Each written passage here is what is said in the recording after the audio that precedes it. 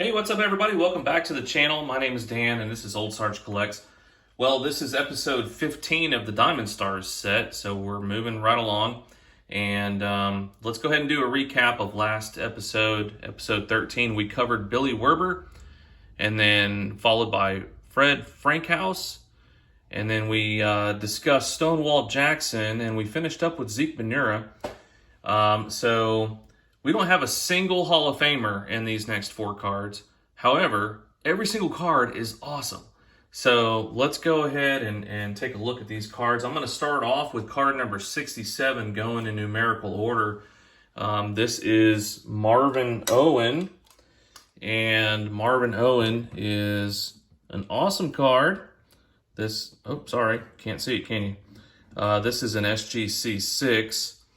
And let's learn a little bit about Marvin Owen. So he was born in 1906 in Agnew, California.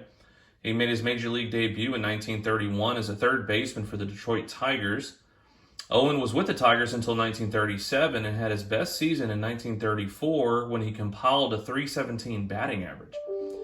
He was traded to the Chicago White Sox and in 1938, and then after 2 seasons he was traded to the Boston Red Sox. He retired from baseball in 1940 and began a career managing minor league teams.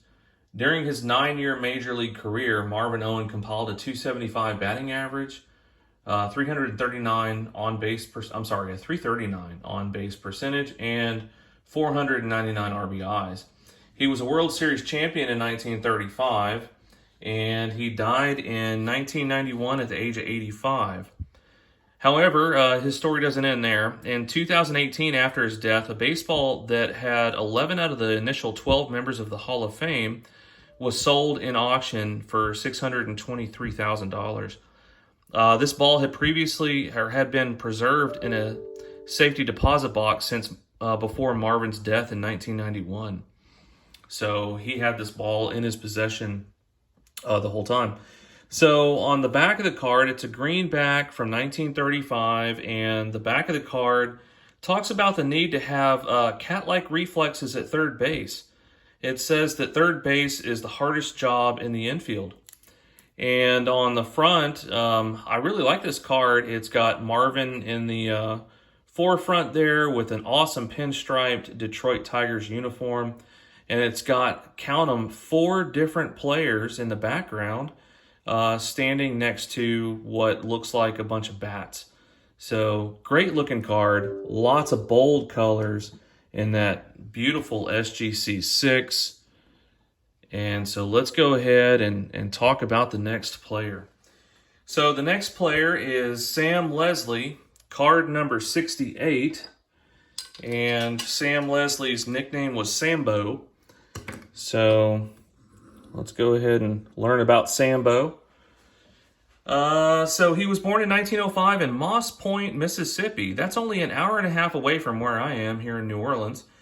He made his major league debut in 1929 as a first baseman with the New York Giants. Sambo played in the majors for 10 years. From 1929 to 1933, he played for the Giants. And from 1933 to 1935, he was with the Dodgers, as portrayed in his card. From 1936 to 1938, he was back with the Giants, and he retired after the 38th season. Sam Leslie had a career batting average of .304 and a .989 fielding percentage. He's been inducted into the Mississippi Sports Hall of Fame, and Sam Leslie died in 1979 at the age of 73. On the back of the card, which also happens to be a card from 1935, and a greenback, it says the tip on the back gives advice to young first basemen to use the glove hand and nimble footwork to make quick one-hand stabs when outstretched to make a play at first base. And the card, such a beautiful card. You've got that blue sky in the background with the clouds, and you've got pennants and flags flying. You've got Sam in the foreground in a backswing with his Dodgers uniform. And then you've got the grandstands, which are red. Just a bunch of bold colors, beautiful image, a piece of artwork. So that was Sam Leslie. And we're going to move on to a catcher card. You know, my favorite cards are catcher cards in this set. And that player is Earl Grace. And so, Earl Grace, let's learn a little bit about him. Card number 69, Robert Earl Grace was born in 1907 in Barlow, Kentucky. In 1929, Earl made his major league debut as a catcher for the Chicago Cubs. Earl Grace spent 8 seasons in the major leagues. He played for the Cubs and the Pirates and the Phillies. In 1937, he was traded to the St. Louis Browns. However, Grace never played for the Browns after the trade. Instead, he returned to minor league baseball, where he continued playing until 1940. During World War II, First Lieutenant Robert Grace served as a baseball coach for servicemen assigned to the Welch Army Convalescent Center in Daytona Beach. So, Earl, thank you for your service. Earl Grace died in 1980 at the age of 73.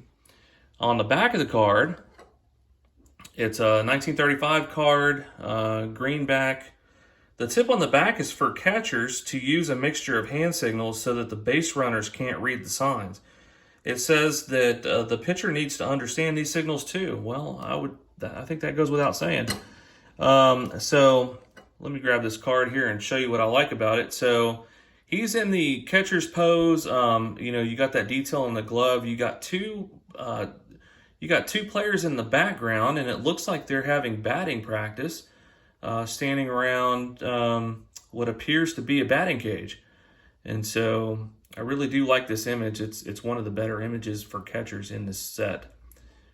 A lot of bold colors again. So, all right. So that was card number 69, Earl Grace, in an SGC 6.5. And then let's see if I can fit the last card in. So the last card is card number 70, which is Hal Trosky. An absolute beautiful card. And Hal Trosky was born in 1912 in Norway, Iowa. Debuting in 1933 as a first baseman for the Cleveland Indians, he was called the next Babe Ruth. In his rookie year, he finished second in the American League in RBIs and third in hits and home runs. Trosky's best numbers came in his third year, when he led the American League in RBIs and total bases. His 162 RBIs set a team record that stood for 63 years. His 405 total bases that year still remain a franchise best. So that year, he also hit 42 home runs and compiled a .343 batting average. Hal Trosky was with Cleveland from 1933 to 1941. He suffered from severe migraine headaches and left baseball for 2 years.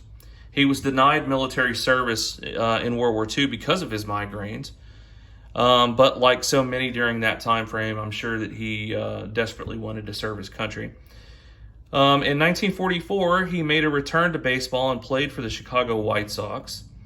He took the 1940 season off due to his medical condition, but made another return in 1946. After the 46 season, he retired from baseball for good. In 11 seasons, Hal Trosky compiled a .302 batting average, 228 homers, and 1,012 RBIs. He was an American League RBI leader in 1936 and was in the top 10 in the American League for slugging percentage and homers 6 times in his short career. So can you imagine what his career would have been like if he didn't suffer from a medical condition? Trosky is in the Cleveland Guardians Hall of Fame. He died in 1979 at the age of 66. And on the back of the card, it's a greenback from 35, and the tip is for first baseman to play pickups boldly and directly in front, so that if you miss the ball, your body will block it. Never sidestep a bad bounce. And the front of the card, absolutely beautiful. It's got Trosky in his swing. He clearly hit a long ball. You've got the umpire who took off his mask and is watching the flight of the ball, and you've got that catcher behind Trosky who's looking at the ball saying, "Oh no, where's it going? Is it a home run?" So again, just imagine Trosky's career trajectory had he not suffered from migraines. Unfortunately, he probably was a Hall of Famer, or at least Hall of Fame category. Anyway, that's all I have for you this week for the Diamond Star set. And I hope everybody enjoyed the video. Keep hunting the good stuff, and thanks for watching.